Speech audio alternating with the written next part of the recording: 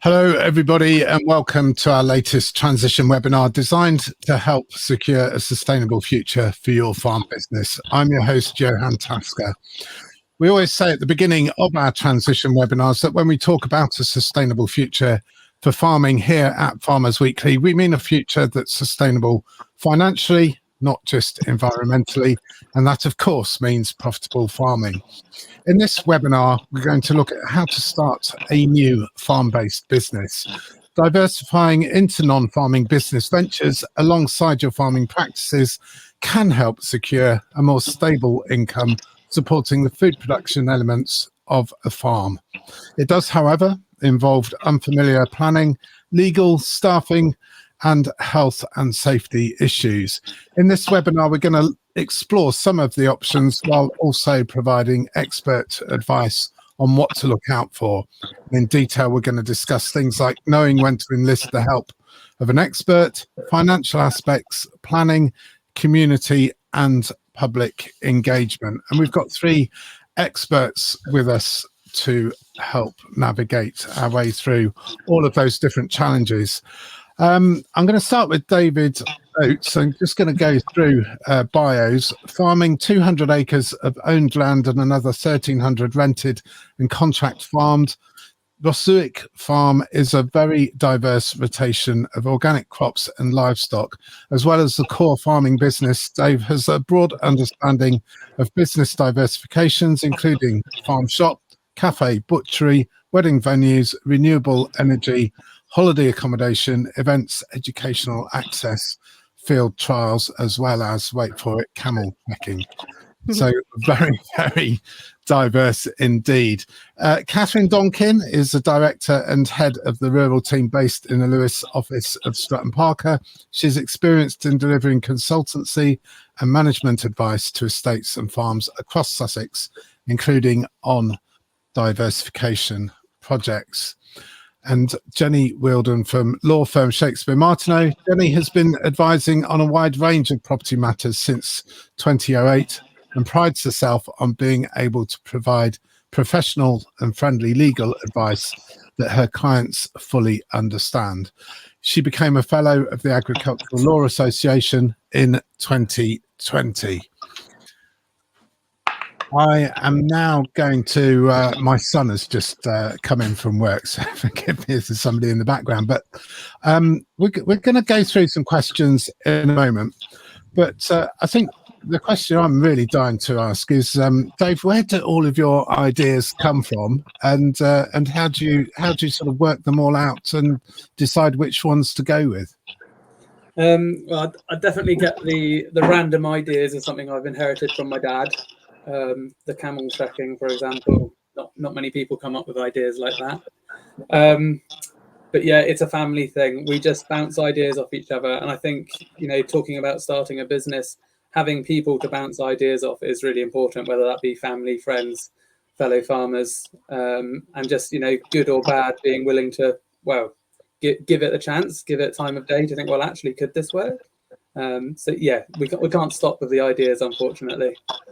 And where is there a particular place that they come to? Is it I don't know, in the bath or in bed or around the farmhouse kitchen table? I mean, at the pub? Is it? Yeah, it's everywhere.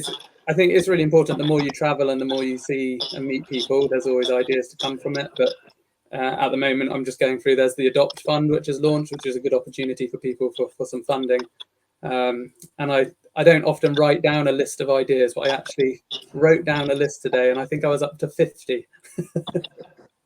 But yeah, all the time, the brain's always going. And I think some people have just got that mindset. And if you're not an ideas person, speak to someone that is. And, the idea doesn't mean you can run a business. Just as you haven't got that idea, you can take someone's idea and run with it. Thank you. That's a good sort of overview and introduction. I'm going to move to Catherine before we go on to these questions. And if anybody has got any questions, then do feel free to put them in the online chat box, and we'll try and get through as many of them as possible. Catherine, what your clients, what do they sort of come to you with? What kind of at what stage of their new farm business do they reach out to you, and what are they looking for?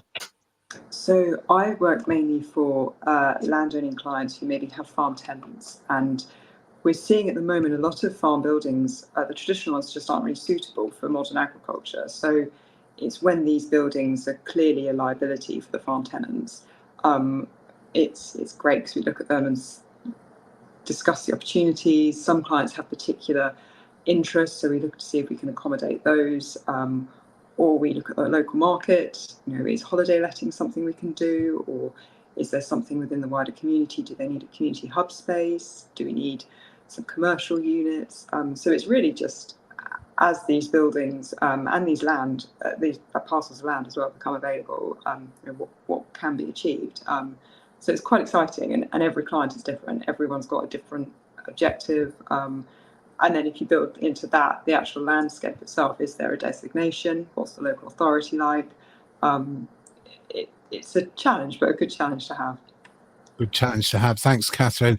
And Jenny, at what sort of stage do people come to you? Is it when they get stuck, or whether they encounter something particularly difficult legally to navigate, or do you find that people realise that they do need the advice and help and guidance from a legal expert early on?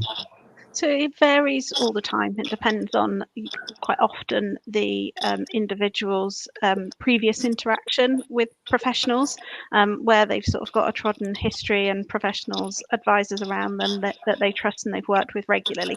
Then we quite often see ourselves brought in sort of shortly after the sort of idea inception stage. They've talked to their accountants and their land agents about how they're going to use the farm for this next venture, and they come to us to get those legal structures put in place so that it all hangs together properly.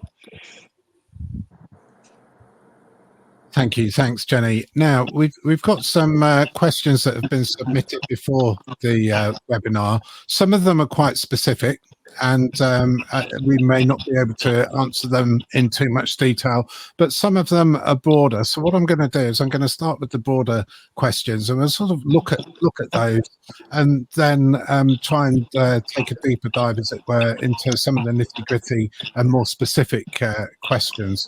So the first question I'm going to go with is one here from Tom Spencer, who says, what advice would you give to the next generation currently without a stake in the family business, looking to begin a diversification on farm, and specifically looking at the business structure of a new venture, financing it, and remuneration to the family business? So there's a lot there, but let's just sort of take it one thing at a time. I'm not too sure who would anybody like to stick their hand up and have a go at this one in terms of looking to begin a diversification on farm as the next generation.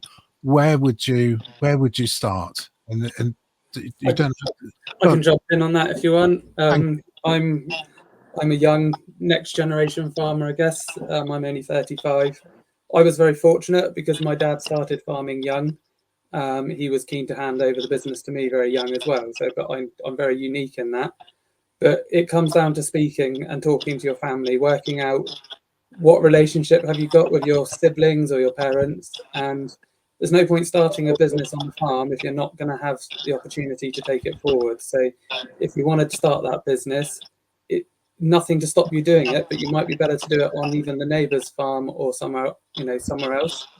But it's down to relationships and having those conversations. And if you can't have the conversations now, whilst everyone's still living and getting along, when things start to go wrong, those conversations will be even harder. So if you can't make it work now, you definitely won't make it work in 20 years' time. So just have those conversations. I'd have to echo that. Yeah, I think from my perspective, it really works well for us when we see the families come together and look at how they might be able to share the space on the farm, so that everyone's getting what they want out of that farm and out of that business. And certainly if you're the next generation without that stake, with a diversification idea, which perhaps the family are willing to support but don't want to be involved in, there's plenty of structures that we could support with that. For example, whether you have a little lease of your area, or there's a part that could be partial, sort of separated off for that business to work from.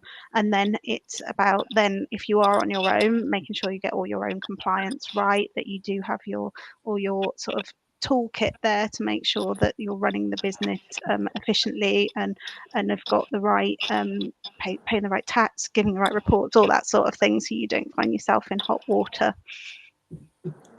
Thank you. And Catherine? I always think it's really important at the start of anything to have a clear idea of what you want. So I would really advise, put together a business plan. It doesn't need to be 30 pages. It could be 2 sides of A4, but just knowing what it is you want to achieve, how you're going to finance it, what your options are, what your expansion plans are, how it's going to fit in with the family business. And I think having a document like that can be a working document as well. Things evolve. But I think it's really important to know from the start, on paper, what it is you're trying to achieve, because it helps.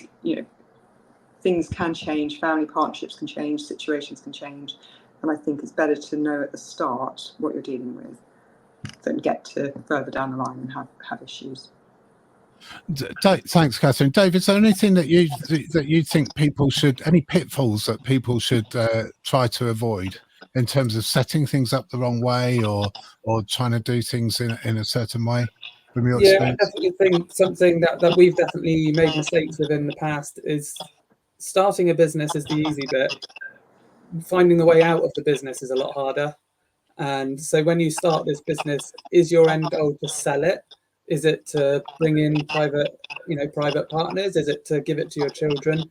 Knowing what you're going to do with this business, if it's hugely successful in 10, 20, 30 years time, what's your end goal?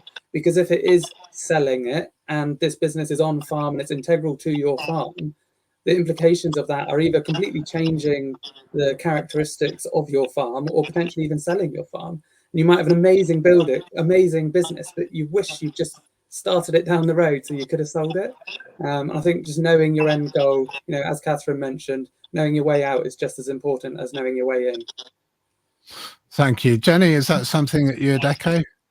Oh, absolutely. I think one of the things we regularly discuss with farm partnerships when we're putting those in place is it's exit strategy as much as the fact there's the excitement of everybody coming together in that business and working out what people's expectations are on leaving a partnership, because actually the legislation that underpins partnerships is quite draconian, and I think a lot of people would be quite alarmed by what the situation would be if that was what was governing how they were exiting, if that's ultimately what ends up happening. Because the fact of the matter is, none of us have got a crystal ball. None of us know what the future holds, and anything can come along that changes the dynamic such that unfortunately that partnership can't carry on in the way it started, and there needs to be sort of openness and conversation around that flexibility. Otherwise the alternative is litigation, which is very expensive and also very stressful for the individuals involved. Thank you. Thanks. Dave, what was the first sort of diversification that you started, and how did it go? So personally, we started a farm shop when I was 9 years old. So I think of a lot of my teenage years of working in the shops after school and at the weekends. And we did butchery, and we grew a lot of vegetables. We had pick your own. We had wholesale contracts supplying schools and restaurants, all sorts of stuff. So the farm shop is kind of a go-to, and it's a bit of a peeve of mine when government or policymakers say, farmers need to diversify. Not many other industries would be told to diversify to make money. And I also think on that point, it's really important that getting an alternative job or a part-time job off farm is a very valid form of diversification. It's bringing in money and you get all the perks that come with it. And there's no shame in going out and getting a profitable job on the side of farming. But the farm shop, that was our biggest thing that we've ever taken on. And it just grew. And I was listening to a podcast recently, and it got referred to, the farm shop was referred to as the beast of all the businesses, the beast, because it just grew and grew and grew and took up more and more time. and the public and the customers demand more and more and more. You've always got to keep going and growing. So that was really tough, and something I personally, I cut ties with that. I said we're gonna shut the farm shop when I was coming home to the farm, and I made that decision. And I've never looked back, to be honest. We do a lot of events and other things, but they're more on our terms. With events, they're booked in. You know what to expect from the day, and then you move on. Whereas things that are every day are a real tie, and they have implications on family and the farm and other responsibilities in life. So, designing a business around your lifestyle and what you want to achieve, I think, is really important as well. And that's good advice. I mean, people, a farm shop's an obvious one, isn't it? People, we often think of a diversification. We produce food, so let's sell it direct. Let's open a farm shop, but it might not always be the best idea, and it can take a lot of time and effort, and they're not obviously for everybody, particularly if you're not a people-facing sort of person, and not everybody is. So yeah. Catherine, in terms of farm shops, I think, are they still a thing that people come to you with, or is it more sort of converting old buildings and things like that and renting them out? Farm shops are still, there is a demand for them. I think there are a lot of them out there though, and you kind of need to know what type of farm shop do you want. Do you want it to be a very much a fruit and veg type shop with eggs, or do you want to have a butchery element? Do you want to have a cafe tied in? Do you want to sell other things like greetings cards, welly boots? And I think it's important to understand what the implications of each of those elements has. You will need food safety standards. You'll need, if you're going to be big, you're going to need employees, what the impact is on that. Parking is a massive issue. People are going to come to your farm shop. Where are they going to park? What are you going to do with rubbish? They're going to want toilets. I think farm shops, there is a demand for them, but I think you need to go in with your eyes wide open and again know exactly what it is you want out of your farm shop, because I think David's completely right. They can become a beast, and I've seen sad situations where they've grown too big and they can't accommodate that need locally, and they do sadly fold, or they have to change significantly, and that's a sad day. Thank you. And Jenny, can we explore sort of business structure and how to set something up a little bit more? I mean, Dave sort of alluded to the idea of if you might want it to be more separate from the farm business than joined up. That can be potentially a difficult thing to achieve, especially in a family situation. I don't think it can be. It's not necessarily difficult to achieve. It may need some thought and some planning, but it's definitely something that can be done. I think it depends what sort. It depends on that business, what its goal is, where it's trying to go, what the income from that will look like, and then there's obviously an element of tax that comes into it to make sure it properly fits within the rest of the business and doesn't affect other tax planning. But the sorts of things that I see is you will see your traditional partnership, but perhaps a hive off within that allows a particular venture to take place, but within the existing partnership, so it's only maybe one or two of the partners that are receiving the income from that hive off.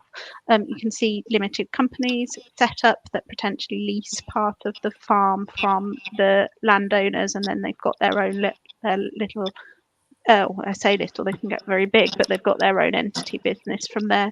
And those that perhaps aren't quite there yet, they might just look at licensing a space just to test it out, see how it goes, but keep it really flexible. So like Dave says, you might not want to invest heavily yet because you need to see if the business will start to take off, but if it will, then you need to think more strategically about where that business should be placed. So there's what's nice is actually there's lots of options there doesn't need to be any barriers. It's just about giving a bit of thought to it, and thought. What you see more often than not is that the idea takes legs first, and then it's a bit of a rollback to try and work out how to stretch it. But I think that's kind of your chicken and egg situation, because I get it that actually investing a lot of money up front in professional fees in something that's going to fall flat can feel a bit hard to swallow. Thank you. Do you want to come in on that at all, Dave? I mean, I'm interested in the number of sort of diversification or new businesses that you've started. You must have seen some. You're obviously not scared of starting something new. You must have seen some failures as well as some successes. Yeah, I think exactly that. That stuff, having that, we've been terrible for, just like you say, diving in and seeing what takes off. You know, irons in many fires and see what gets hot. And in hindsight, yeah, definitely having that sit down and making a real plan and doing a business plan and seeing who you've got around you, I think is really important. I think that looking at your assets, you know, knowing your market, knowing your competition, what resources have you got available, whether that's money, skill sets, or social support. I think it's all really important. And in terms of business structure, our farm, well, we've just transitioned to a limited company, but we have always just been a partnership. And with my siblings that have taken on various things, it's been kind of done as sole traders and partnerships. And then we work with other companies. So, you know, at the moment we're started brewing some biostimulants, and we're working with the Cornish Seaweed Company, and they rent a building from us, but we see opportunity to work together. And I see a lot more opportunity for ventures like that in the future. So you've got an idea and someone else is useful to make that business happen. Well, if you can bring them on board and share that risk and share that knowledge, and whether that be staff or access to funding or whatever it is, working with other businesses so that you can both grow is definitely a huge opportunity, which I haven't looked at enough in the past, and I see as being the future. Thank you. Right, let's have a look at some of these other questions, which, as I say, they are quite specific. In terms of, well, there's one here who's talking about a small-scale farm looking to go into broilers and layers. It doesn't actually say on what scale, but it looks small scale. Where should you go? What sort of sources of funding are available? And Dave's already mentioned the Adopt Fund. Do you want to go a little bit into that, Dave, and then we'll sort of look at other sources as well? Yeah, so the Adopt Fund is one I'm looking at the moment, which is quite a big pot. If you've never done funding before, it's supposed to be fairly accessible to farmers, but it's a big pot and a fairly big project of up to £100,000 of funding. And that's to do with farm innovation, so disrupting the industry and developing new ideas, really. But one of the most successful pots of funding that I've known has been the FIPL, the Farming in Protected Landscapes. So I'm not sure what percentage of the UK is. I know a lot of Cornwall is in an area of outstanding natural beauty or a national landscape, as they're now called. So anyone with access to FIPL funding, I would urge you to go for that as soon as possible whilst it's still available. We don't know if it's going to be extended, but that's been really useful and helped a whole array of different farmers and businesses meet their themes of climate, farming, climate, food, people. I can't remember what all the topics are, but it's quite a very broad spectrum, and it fits the needs at all the different scales. So if you've got access to something like FIPL, then you know that's a no-brainer.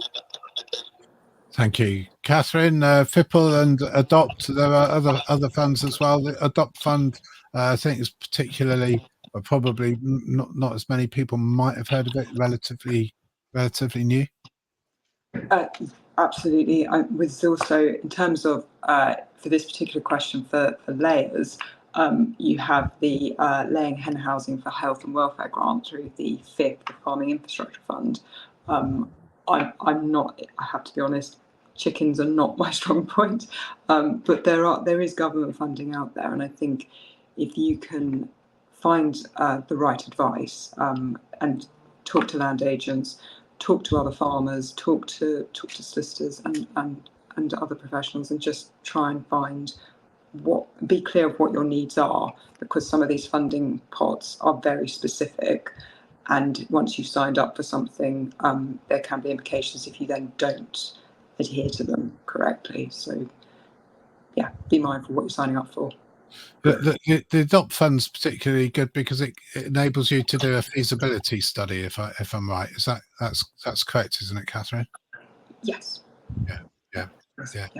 So which is worthwhile doing. Sure.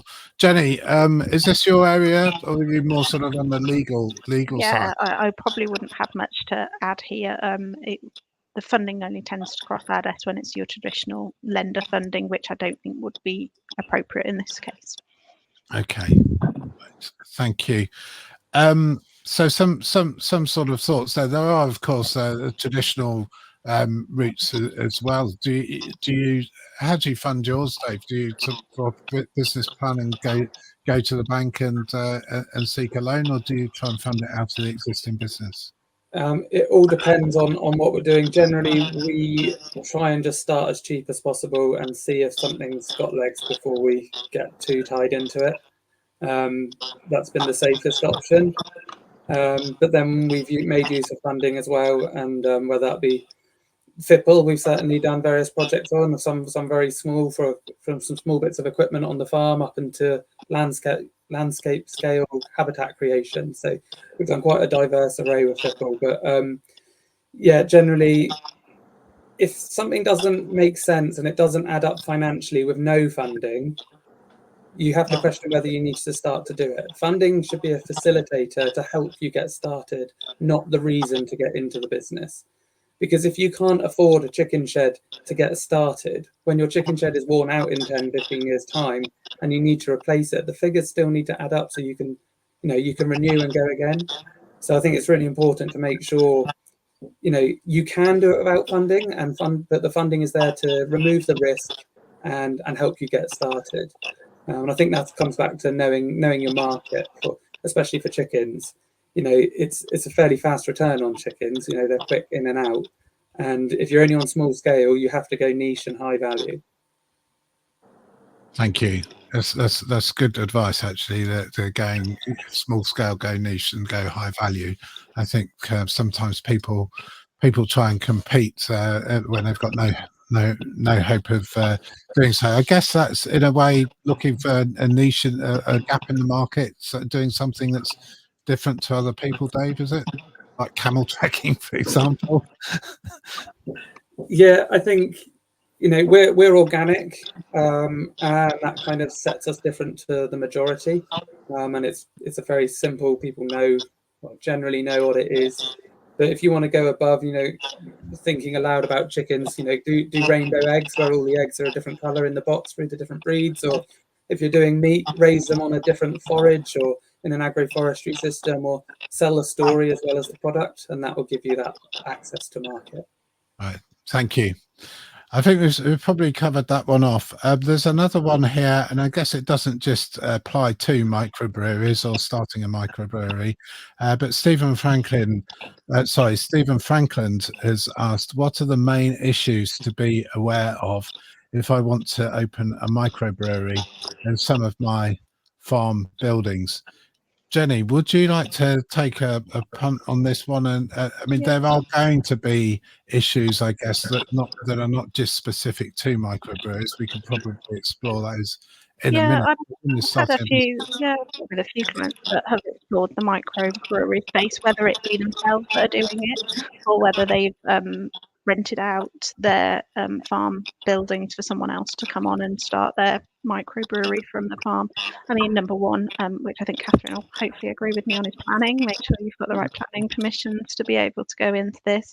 If you're going to be doing sort of tasting and things, make sure you've got the right licensing in place to be able to be serving alcohol. And then in terms of the buildings, make sure that they're structurally integral for the equipment that you're going to be placing in there, if there's going to be weighting issues and things like that.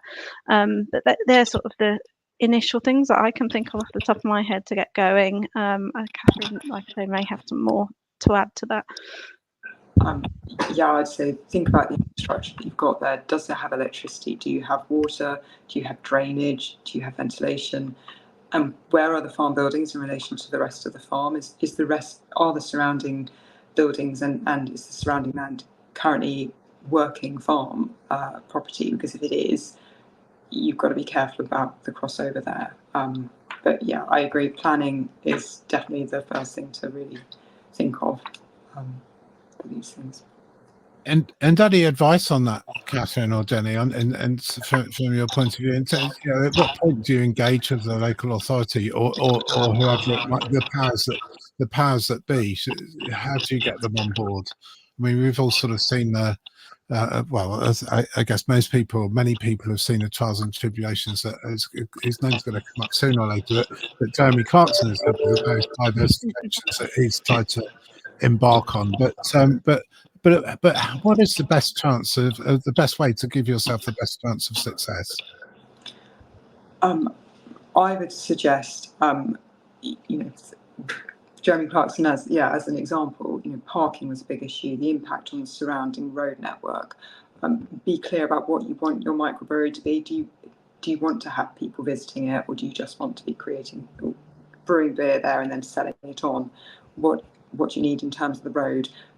You can do a pre-app with your local planning authority, which could be a really good way to understand what their thoughts are in terms of a project like that. But be mindful that there will be a lot of surveys you need to do, which can cost a lot of money.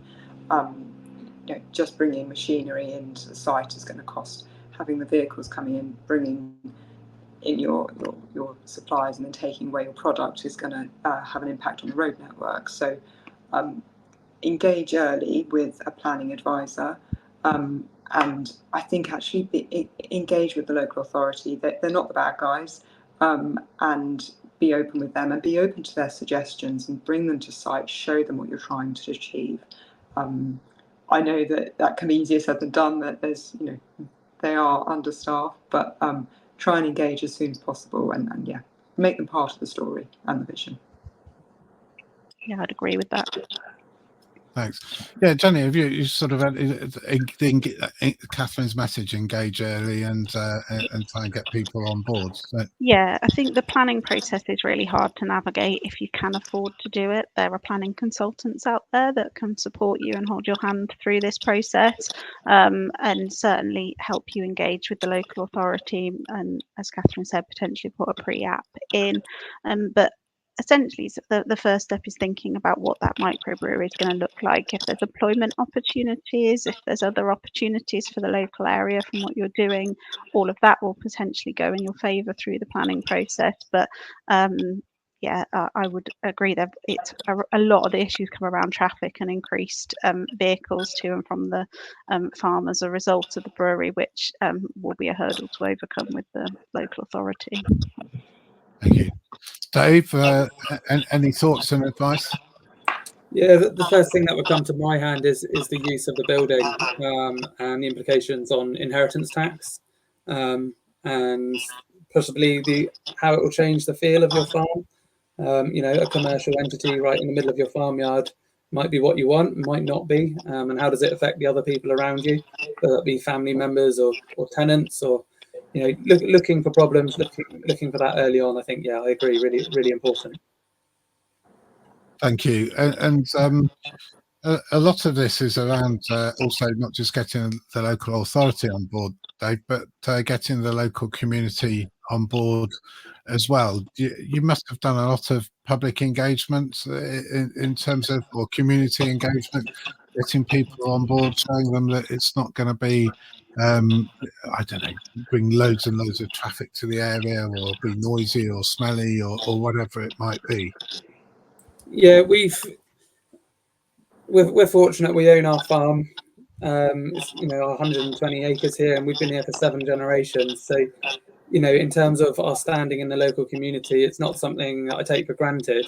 But also, we know how fortunate we are to have what we have, and we want to share it with the community. So that's why we do a lot of events and do the things we do, and we open up our farm to various groups, and often for free, whether that be the local Girl Guide group or a conservation group or whatever it is. engaging with people onto your farm, I think, is really important. And as a business, you know, if I was starting the microbrewery, I would speak to all the pubs locally, you know, especially the freehouse ones, and think, well, are you going to buy my beer? Are you going to support it and get behind the brand? Because it's not just a product you're making. You've got to create the whole story to go with it.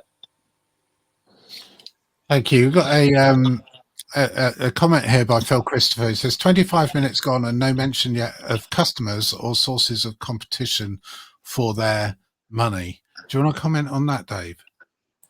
Yeah, I think really important, knowing your market, knowing your competition. So we run a wedding venue, and we've run ours for over 15 years now, and we were one of the very few on-farm or non-hotel wedding venues, I guess you could say.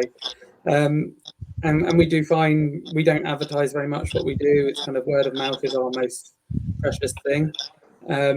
But after COVID, and as farmers were being pushed to diversify, wedding venues are popping up all over the country.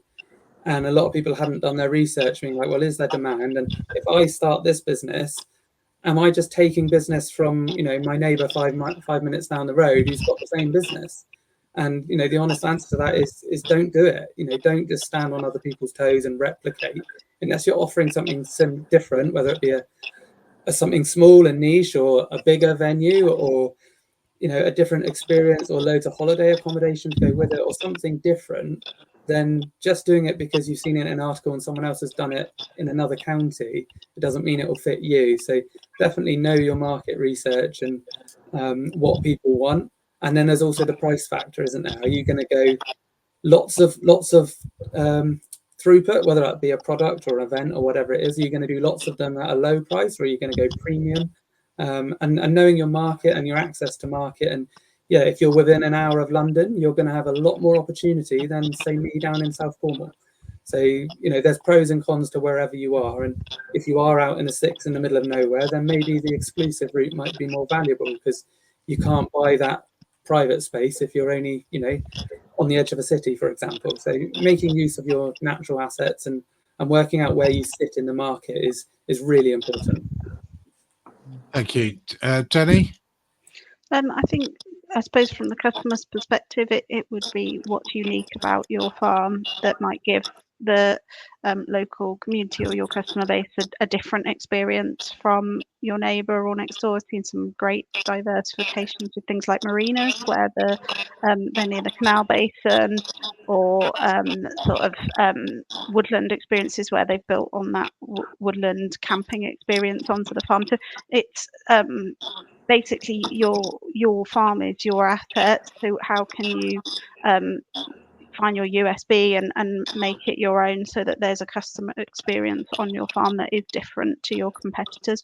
Or equally, if there is just genuinely a big need in your area, for example, the dog walking fields are really, really popular, and it doesn't seem at the moment that people can get enough of them. And if you're it may help you to have one or two in the same area, so that if one's booked, people can go to the next one. But you'd be working with your neighbouring farmer on that to see if you can complement one another, rather than looking to take one another's custom, I would say.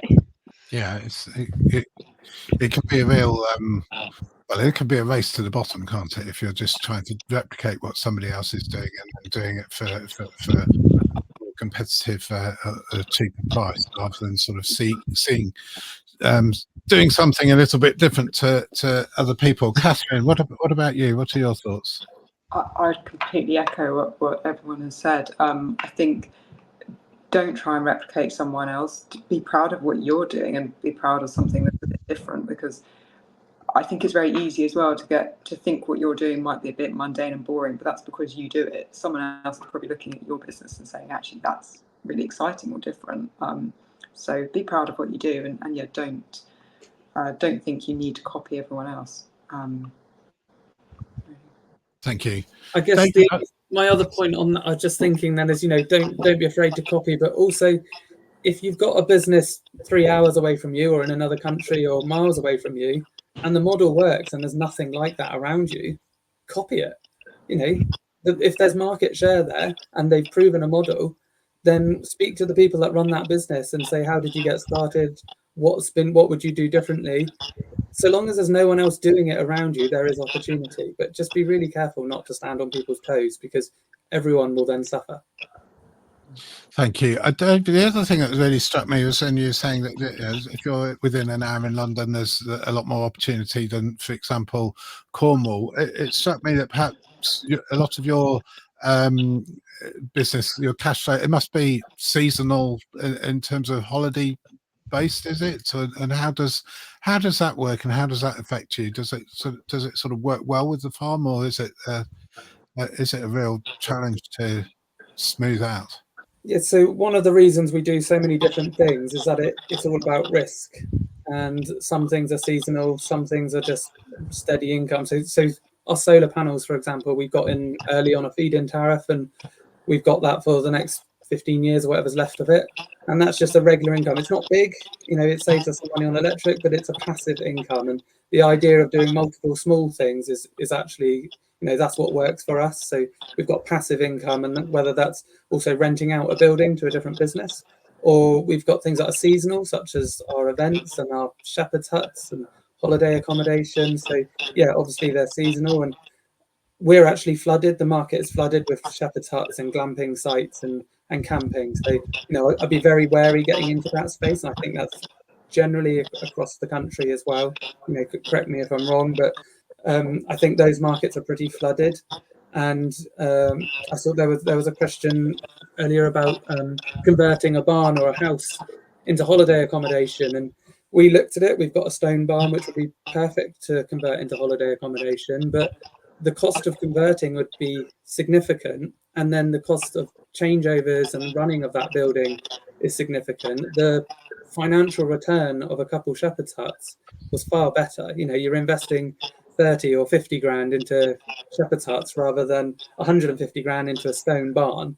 The per night rental is comparable, and the changeovers are half the time in a shepherd's hut. So it's a lot more efficient to potentially do something new. But yeah, that flooded market thing is a huge issue. Either copy it from somewhere else or do something different. And market research, I think we keep going back to it, but knowing your market is so important. Thank you. Jenny, or shall I move it on? I think I'm happy to move on, unless Catherine's got anything more to add. No. Okay. You spoke. You sort of mentioned, I think, renewable energy data. There's a question here from Tim Greenshield who says, if one is considering leasing land for solar and battery storage for 30 to 40 years, what's the liability insurance-wise for the landowner for decommissioning and environmental contamination in case the company goes bankrupt? So Tim sounds really pessimistic about this. This potential venture, but he says the landowner is ultimately responsible according to our local LPA. Are farmers and landowners fully aware of the potentially massive costs before signing any contracts?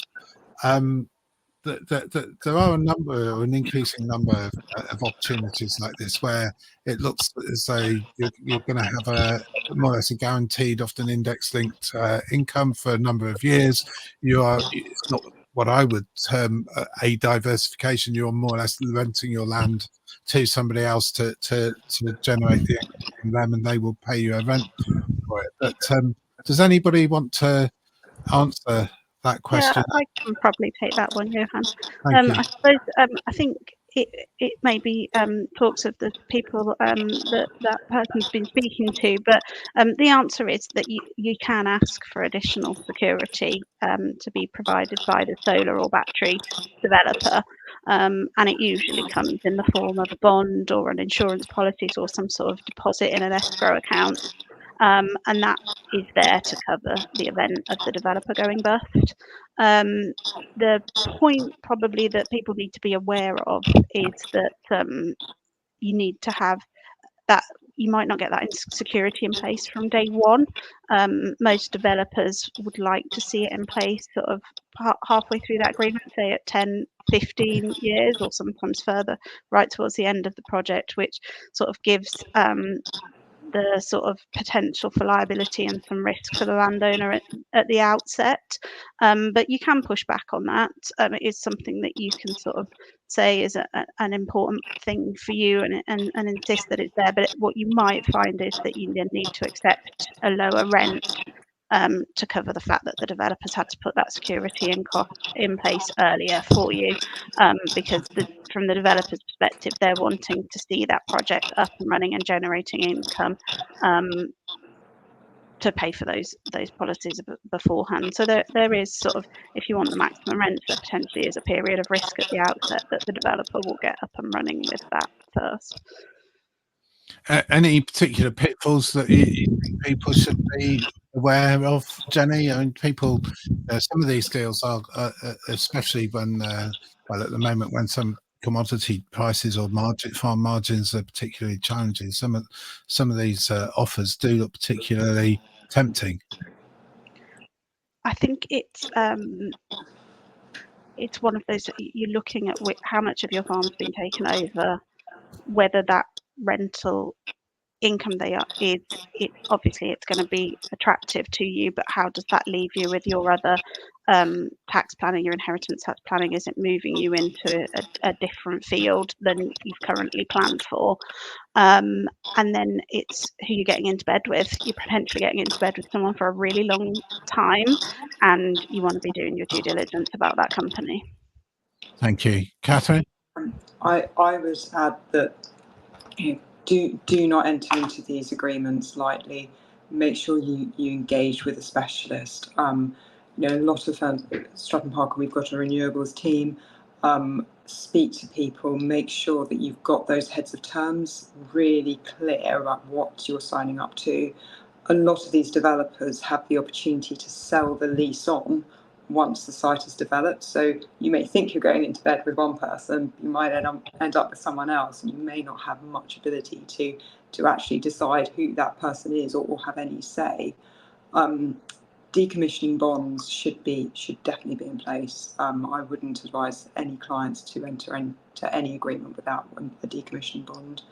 But I think also just be aware that it can sound great, and some of the rents and incomes that are being bandied around are huge and can be completely life-changing. But that's reliant on the grid, that's reliant on planning permission, that's reliant on a huge amount of other things. So until you've actually, if you get to the signed heads of terms, you'll get to a signed option agreement, hopefully. Until the lease is actually signed, you're not going to see the significant income and the significant change to that landscape. So it's a long process. It's not a quick turnaround. So do engage with specialists as soon as possible. And don't feel bullied by developers. Thank you. Thanks. Dave? So I'm actually doing a Nuffield farming scholarship at the moment on stacking land uses for business and environmental sustainability. One of the things I'm looking at is solar panels on farm. And I actually see huge potential for vertical solar. So before you commit to any solar farm, definitely look at vertical solar panels. So the panels fit, as the name suggests, vertically straight up and down, and they're bifacial, so the sun is absorbed on both sides of them. So definitely look at that. Not all solar farms are the same, or have them raised up so you can graze sheep under them potentially. And then also look at additional outputs of it. Yeah, you've got all this electricity being produced on the farm, and if your only output is rent, well, maybe another business on the farm that has a large electricity demand, there might be opportunity there to buy and sell electricity from your solar farm to the business that's, say, needs a lot of drying or heating or whatever it may be. There's opportunity beyond just renting out the field, looking at how businesses can work together, and you've got all this electricity, do more than just take the rent. And John Nuffield, how did that come about? What sort of sparked that? Something I've been aware of, and I hugely recommend everyone to look at if you're between 25 and I think 40 years old. Huge opportunity of very forward-thinking people and a great network to be part of. So yeah, a Nuffield scholarship is you get given some money and the opportunity to travel anywhere in the world, find new ideas and bring them back, and hopefully influence and inspire the agricultural industry. And do you want it specifically to do stacking in terms of making every asset sweat on the farm, I guess? Yeah, so you can choose any topic you like as part of it, whatever's relevant to you, and whatever the board of choosing the scholars each year decide is most applicable. But it's a lot about the person. But I chose this topic because I thought it's most relevant to what I already do on the farm. It's very broad, and our business is very broad, and the varied landscape we farm, lends itself to being very diverse business as well.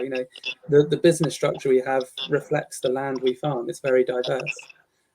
So yeah, I chose that topic, and also I like that it's quite broad, so that if I'm known for stacking land uses for the rest of my life, it's not too bad, rather than something very specific such as a new breed of tree or something. I quite like the broad aspect of it. Thank you. Thanks. Can we sort of probably move on a little bit to sort of exit strategies, what to do when the business is up and running? Do you have an exit strategy, Dave, or do you just sit continuing and rolling on? How's it working? My wife keeps telling me I'm never going to retire, but at some point I do plan to. I've got children, and being a 7th generational farmer on our farm, that's definitely a very important part of everything we do. The legacy and the impact everything we do will have on the next generation. I feel quite a strong responsibility for that, not just for my children, but for the generations before. So that's the ideal target for me, is that my children would take forward the things I take forward. But then also, as I look into the future, I think, well, actually, it would be lovely to have something I could sell and get a lump sum of cash in the future. So whether that be some new technology, or a piece of land, or a new crop, or something a bit different, I would love to have something that I could sell off in the future and have a lump sum in, which is something I don't really have at the moment. So I think for me, it's that diversity and having that regular passive income, something to sell off, a cash cow, the farming, the lifestyle. It's having that blend. And for me, yeah, it means we've got lots going on, and that might not suit everyone. Some people like to have things, I's dotted and T's crossed and everything quite simple, but it suits my brain space and my character to have things quite complicated, and that diversity is, I think, really important. And did the exit strategy, or this idea of having something to sell and getting a lump sum, has that influenced you when you start things up in terms of what you do and how you start it? Do you start out thinking, when this is matured and when I want to get out, will I be able to do it? And if I can't, if it looks too messy, then it's not something that you embark on, or does that not enter your head? Yeah, definitely. I think so. I've expanded the business a lot by renting various bits of land over the last 5 years, especially, and I see quite a lot of opportunity with that, because I can do whatever needs doing on the rented land, and I can either pass it to my children, or I could get a share farming agreement in and bring in a new entrant to the industry, or I could just give it up, or I could sell out an opportunity from it. So focusing on the aspects of the business that are not linked to our home farm and where we live, I think is definitely important, and something I'm very conscious of. So off farm, or in our farming business, but not linked to our actual home. That's something I'm definitely pushing on, and I see opportunity in that. Thank you, Jenny. I mean, do people thinking about selling when they're starting something up, or are they just thinking about the business and starting it up and making a go of things? It's probably more of an unusual conversation to have in the agricultural space, probably because traditionally the idea is that these businesses or diversifications will take place on farm, and for most that the sort of driving force is keeping that farm together. So the idea of selling something off doesn't necessarily come up, but that doesn't mean that we haven't worked with clients before that have found themselves in a situation where they've come up with something, they've developed something, and actually it has been there. So it's got to a stage where it is ripe for being packaged up and sold, and that's been a really great income source for them, and actually completely changed what that farm dynamic looked like. It's taken their farm in quite a different direction. So whether I think it's quite unusual to say that most people go into new ventures looking to end it. It's probably not, but I think the point that Dave's making around understanding what an exit strategy might look like if an opportunity presented itself, or if things didn't proceed the way you wanted it to, is really key. And certainly if you're doing something on farm, back to our micro brewery, we talked about the accesses to it through the farm and things like that. That relates to any type of business you start on your holding. If you've got the access to that business coming right past your home front door, then ultimately you might not see that being sold off from that building, because you might not want a third party coming past your front door in the future. So you would need to think potentially longer term as to whether that was the right space for it or somewhere else, those sorts of considerations. Yeah, thank you. Catherine, how do you manage at Scott and Parker? How do you advise clients? How do you handle the selling up or the exit strategy? Always need to think about tax. Think about, is it part of the farm business? Is there capital gains tax that might need to be considered in there if you are selling part of the business? Think about inheritance tax, the implications on that. Every single situation is different. No two are the same. But we do a full review and we look at every opportunity with the client. And I think what Jenny and Dave have said already, think about the implications of selling off part of your business. Location is really important. If it is in the middle of the farmyard, do you want to be dealing with a third party long term, or is this a business that can be sold and moved away from the farm and the buildings can be brought back in hand? So it's a case by case issue, but look into it carefully. And I mean, you mentioned tax, and obviously there's the inheritance tax plan. Do you, in your experience, has that changed the way that people are looking at diversification? Are people thinking, well, why should I diversify? I'm just going to create a massive tax bill down the line, or and indeed, is that the right option to look at stuff? It depends slightly on the age of the client, what they're doing, but I think it's a really good opportunity for the next generation to get really involved with the farm business and now. And there's two things that are certain in life: death and taxes. And if we can make sure we manage the tax expectations and actually just get a really good tax advisor, talk to a land agent, talk to a solicitor and accountant, and understand what that tax implication could be on your business and how you can manage that, you're always going to have to pay an element of it. So there are structures, there's ways of dealing with it to make sure you're paying what you need to pay, and that doesn't impact the wider business to such an extent that it can have a detrimental effect. Thank you.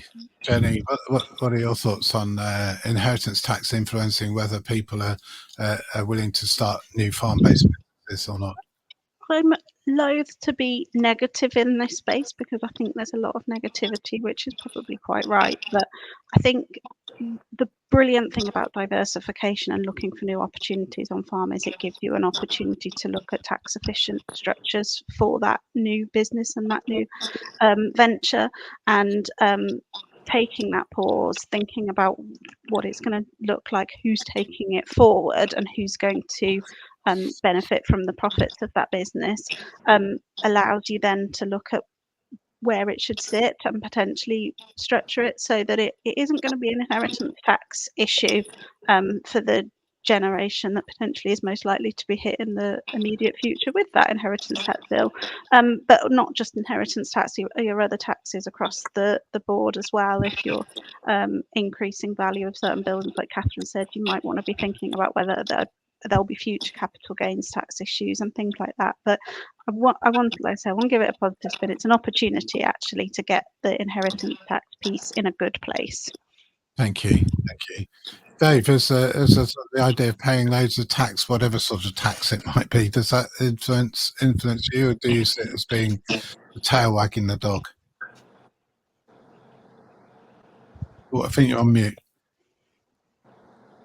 Sorry, yeah, it definitely does. It's something that weighs quite heavily on me because in Cornwall, a lot of our inheritance tax threshold is taken up by my cottage, the farmhouse, and the stone barns, which really have very little agricultural value, more of a market value. So it is, and one of the things I'm thinking about is rather than adding value to my barns, can I start the new business in a mobile building such as containers or something like that? And therefore, if they're not a permanent structure, they'll come under different rules when it comes to inheritance. And you've got the possibility of moving between sites as well. And I guess that's not just for inheritance tax. That's also if you're not in the best location, but you want to get going without too much, front end investment. Maybe shipping containers in your yard is a good way to start. And then as soon as you're up and running in 6 months' time, maybe you can just move that business to a better location, and that flexibility I think is really important. But yeah, I guess if you're worried about inheritance tax, that's good because it means you're thinking long term and you're thinking ahead, and that's only a good thing in business.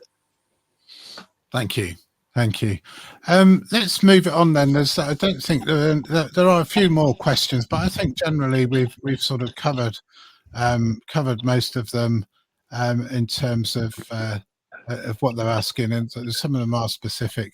And I think if we look at what we should do when we're thinking about diversifying or starting a farm-based business, because it could be specializing into something rather than sort of doing something completely different. But any final thoughts, Catherine, in terms of what people should do?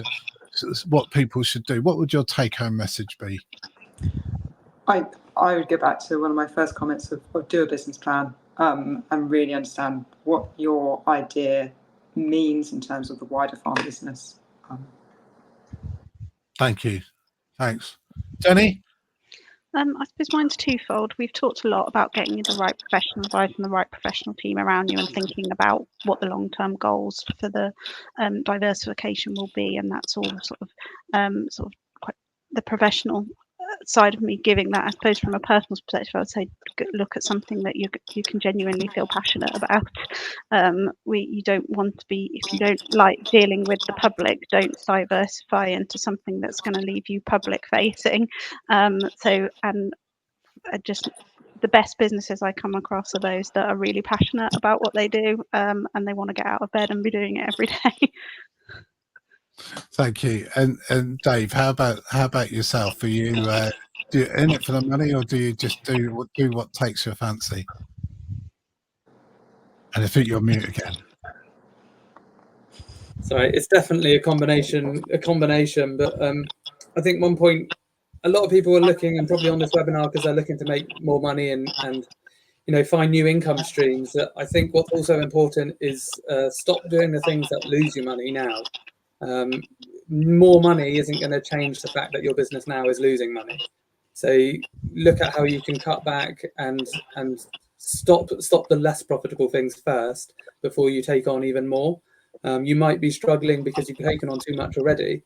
So cut back, and have you got the brain space? And as Jenny suggested, make sure you enjoy it. The most successful businesses are the ones that you enjoy. Have some fun. That's a good note. Some profitable fun. A good note on which to end. I think I am going to draw it to a close there. It's been really, really interesting, and thank you very much for taking the time to talk to us here on this Farmers Weekly Transition webinar. I'm going to thank each and every one of you. So Jenny Wilden from Shakespeare Martineau, Catherine Donkin from Stratton Parker, and Dave Oates from Rozuick Farm. You got it. Yeah, Yeah. in Cornwall. Thank you very much for joining us. Anybody watching, you will be able to watch this again. It will be available on demand. If you do want further ideas, please do look at the Farmers Weekly transition website, which is fwi.co.uk/transition. We will be back again soon with another transition webinar in the very near future. But for now, from me, Johan Tasker, thank you, everybody, for joining us. And thank you to our 3 experts. You've been really, really good. So thank you. Thank you. Thank you. Thank you.